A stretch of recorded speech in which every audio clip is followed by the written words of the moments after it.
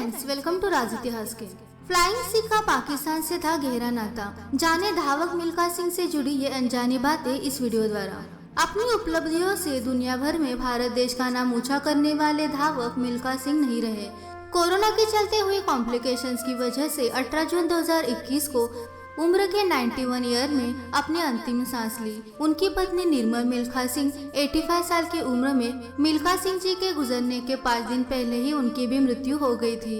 उड़न सिख यानी कि फ्लाइंग सिख के नाम से मशहूर फर्राटा धावक मिल्खा सिंह ने एशियाई खेलों में 4 बार स्वर्ण पदक जीता है। राष्ट्रमंडल खेलों में भी उन्होंने गोल्ड मेडल हासिल किया था। साथ ही वो 4 बार ओलंपिक में भारत का प्रतिनिधित्व कर चुके हैं। आइए जानते हैं मिल्खा सिंह जी से जुड़ी हुई खास बातें। बताया जाता है कि मिल्खा सिंह को फ्लाइंग सिख का नाम पाकिस्तान में मिला था। 1958 में कॉमनवेल्थ गेम में मिल्खा सिंह ने आजाद भारत के लिए पहला स्वर्ण पदक जीता था। इसके बाद 1960 में ओलंपिक में वे पदक जीतने पर चूक गए थे। इसी साल पाकिस्तान की अंतर्राष्ट्रीय एथलीट प्रतियोगिता के लिए उन्हें बुलाया गया था। तब पाकिस्तान में धावक अब्दुल खालिद का बोलबाला था। मिल्खा सिंह और उनके बीच दौड़ हुई, जिसमें मिल्खा सिंह ने अब्दुल खालिद को पटखनी दी। उनकी जीत पर तब के पाकिस्तानी राष्ट्रपति फील्ड मार्शल अयूब खान ने उन्हें फ्लाइंग सिख का नाम दिया था। उन्होंने मिल्खा सिंह के लिए लिखा था कि आज तुम दौड़ नहीं उड़ रहे हो, इसलिए हम तुम्हें फ्लाइंग सिख का खिताब दे रहे हैं। भारतीय वॉलीबॉल टीम की महिला कप्तान रह चुकी है उनकी पत्नी। मिल्खा सिंह की पत्नी निर्मल कौर ने अपने समय में भारतीय वॉलीबॉल टीम की कमान संभाली थी। बताया जाता है कि दोनों 1955 में श्रीलंका के कोलंबो में पहली बार मिले थे। मिल्खा सिंह का जन्म अविभाजित भारत के पंजाब के एक सिख राठौर परिवार में 20 नवंबर साल 1929 को हुआ था, लेकिन कुछ दस्तावेजों के मुताबिक उनका जन्म 17 अक्टूबर 1935 को माना जाता है। वे अपने माँ बाप की 15 संतानों में से एक थे। उनके कई भाई बहन बचपन में ही गुजर गए थे। भारत के विभाजन के बाद हुए दंगों में मिल्खा सिंह ने अपनी माँ बाप भाई बहन को खो दिया था। इसके बाद वे शरणार्थी के तौर पर ट्रेन के द्वारा पाकिस्तान से दिल्ली आ गए थे और दिल्ली में ही वे अपनी शादीशुदा बहन के घर पर कुछ दिन रहे थे। कुछ समय शरणार्थी शिविरों में रहने के बाद दिल्ली के शाहदरा इलाके की एक पुनर्स्थापित बस्ती में भी उन्होंने कुछ दिन गुजारे। ऐसे भयानक हादसे के बाद उनके हृदय पर गहरा आघात लगा था। अपने भाई मल खान के कहने पर उन्होंने सेना में भर्ती होने का निर्णय लिया। चौथी कोशिश के बाद साल 1951 में सेना में उन्हें भर्ती हो गए। बचपन में वह घर से स्कूल और स्कूल से घर की 10 किलोमीटर की दूरी दौड़कर पूरा करते थे और भर्ती के वक्त क्रॉस कंट्री रेस में 6ठे स्थान पर आए थे। इसलिए सेना ने उन्हें खेलकूद में स्पेशल ट्रेनिंग के लिए चुना था। मिल्खा सिंह ने कहा था कि आर्मी में उन्हें बहुत ऐसे लोग भी मिले जिन्हें ओलंपिक क्या होता है ये मालूम ही नहीं था। आइए जानते हैं मिल्खा जी का वैवाहिक एवं निजी जीवन। चंडीगढ़ में मिल्खा सिंह की मुलाकात निर्मल कौर से हुई, जो साल 1955 में भारतीय महिला वॉलीबॉल टीम की कप्तान थी। 1962 में दोनों ने शादी कर ली थी। शादी के बाद 4 बच्चे हुए, जिनमें 3 बेटियां और एक बेटा भी है। बेटे का नाम जीव मिल्खा सिंह है। साल 1999 में उन्होंने 7 साल के एक बेटे को गोद ले लिया था, जिसका नाम हवलदार विक्रम सिंह था, जो कि टाइगर हिल के युद्ध में शहीद हो गए थे। आइए जानते हैं धावक के तौर पर मिल्खा सिंह जी का करियर। सेना में उन्होंने कड़ी मेहनत की और 200 मीटर से 400 मीटर में अपने आप को स्थापित किया। कई प्रतियोगिताओं में सफलता हासिल की। उन्होंने सन 1956 में मेलबर्न ओलंपिक खेलों में 200 और 400 मीटर में भारत का प्रतिनिधित्व किया था। अंतर्राष्ट्रीय स्तर पर अनुभव न होने के कारण वो सफल नहीं हो पाए थे, लेकिन 400 मीटर प्रतियोगिता के विजेता चार्ल्स सेकिंग के साथ हुई मुलाकात ने उन्हें न सिर्फ प्रेरित किया बल्कि ट्रेनिंग के नए तरीकों से अवगत भी कराया। मिल्खा सिंह ने साल 1957 में 400 मीटर की दौड़ को 5 सेकंड में पूरा करके नया राष्ट्रीय कीर्तिमान बनाया था। साल 1958 में कटक में आयोजित राष्ट्रीय खेलों में उन्होंने 200 मीटर और 400 मीटर की प्रतियोगिता में राष्ट्रीय कीर्तिमान स्थापित किया और एशियन खेलों में भी इन दोनों प्रतियोगिताओं में स्वर्ण पदक हासिल किया।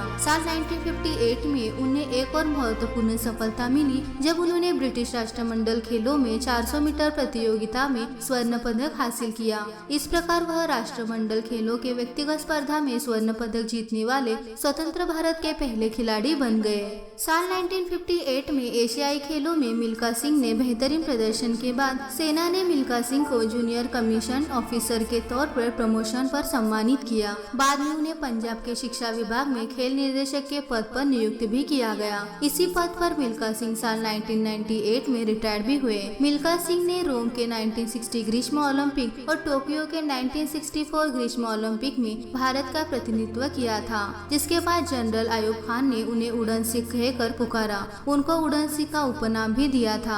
आपको बता दें कि 1960 में रोम के ओलंपिक खेलों में मिल्खा सिंह ने 400 मीटर की दौड़ में 40 सालों के रिकॉर्ड को जरूर तोड़ा था, लेकिन दुर्भाग्यवश वे पदक पाने से वंचित रह गए थे और उन्हें चौथा स्थान प्राप्त हुआ था। इसी अपनी असफलता के बाद मिल्खा सिंह इतने नर्वस हो गए थे, उन्होंने दौड़ से संन्यास लेने का मन लिया, लेकिन फिर बाद में दिग्गज एथलीटों द्वारा समझाने के बाद उन्होंने मैदान में शानदार वापसी भी की।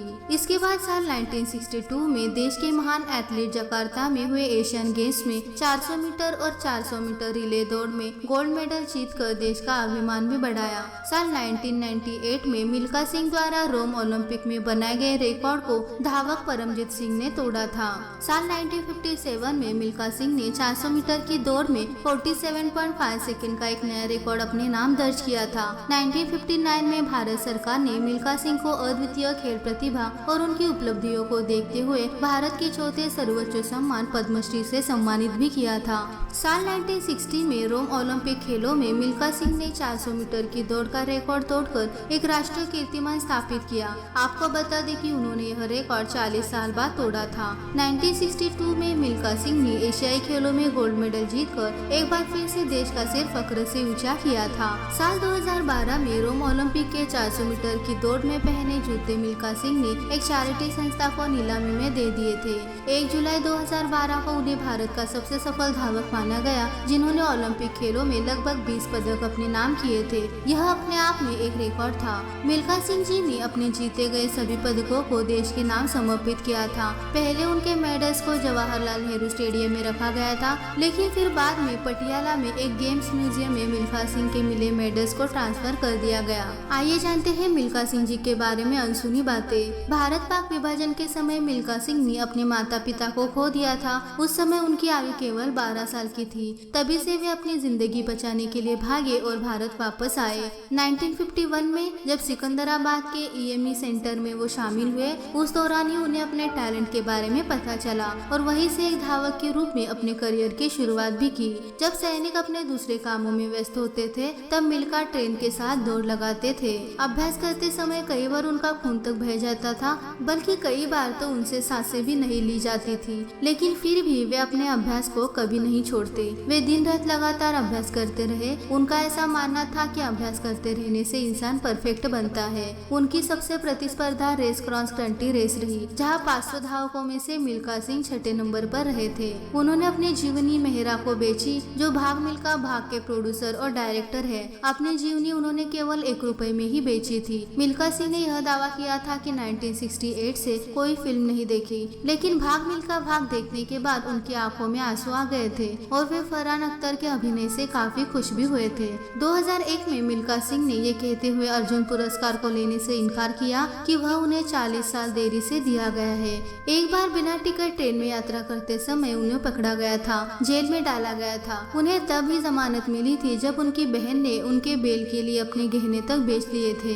धावक मिल्खा सिंह जी ने अपने पीछे 3 बेटियां और बेटी से भरा पूरा परिवार छोड़ दिया है। उनके बेटे गोल्फर जीव मिल्खा सिंह को अपनी उपलब्धियों के लिए पद्मश्री से सम्मानित किया जा चुका है। बता दें कि मिल्खा सिंह भी इस सम्मान से नवाजे गए हैं। तो ये थे भारत के महान फ्लाइंग किंग मिल्खा सिंह जी के जीवन की कुछ अनसुनी बातें। आई होप आज का वीडियो आपको पसंद आया होगा। अगर आज का वीडियो आपको पसंद आया है तो हमारे चैनल को सब्सक्राइब करें, लाइक कीजिए और शेयर करना ना भूलें। अगली बार मिलेंगे ऐसे इंटरेस्टिंग वीडियो के साथ। Thank you.